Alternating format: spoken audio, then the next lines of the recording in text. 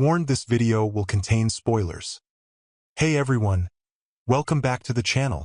Today we're diving into the latest episode of The Boys, Season 4, Episode 6, where we're introduced to a new character, Webweaver. This is a fascinating twist that blends humor and satire, and we're going to unpack all the juicy details. So, grab some popcorn, and let's get started. In this episode, Webweaver, played by Dan Mousseau, makes his debut as a bumbling, comically inept informant.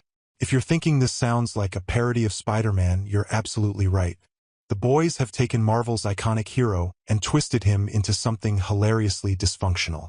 Webweaver's role might seem minor at first, but he actually provides a surprising amount of crucial intel to Butcher about Vought and the Seven. This is classic The Boys, reimagining familiar characters in wild new ways. Now let's talk about Webweaver's powers. He's the boys' version of Spider-Man, but with a grotesque twist. We see his abilities in action when has to deliver drugs to him to secure his help. And get this, Webweaver can shoot webs from a spinneret located just above his backside. Yep, you heard that right. It's a messy, uncontrollable ability, and his apartment is covered in webs because of it. This grotesque version of Spider-Man's natural webbing is a clear nod to Tobey Maguire's Spider-Man from the Sam Raimi films, but turned up to 11. But Webweaver's powers don't stop at web-slinging. His durability is such that he needs to take drugs rectally, which has to administer. This vulnerability harks back to Huey's first kill in Season 1 and adds another layer of dark humor to the character. What's even more interesting is how Webweaver's presence adds depth to the show's narrative, showing that even the lowest-level Vought heroes have their place in the grand scheme of things. Webweaver's character design is a satirical jab at Spider-Man.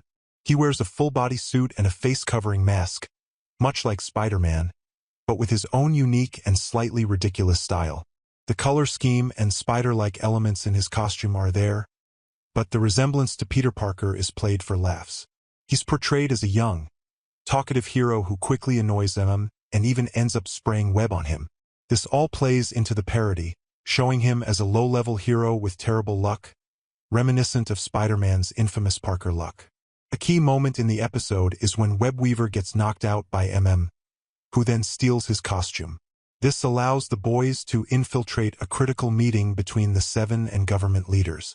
The potential fallout from this encounter is huge, and it sets the stage for some intense drama and action. It's a brilliant plot device that highlights Webweaver's unwitting contribution to Butcher's plans.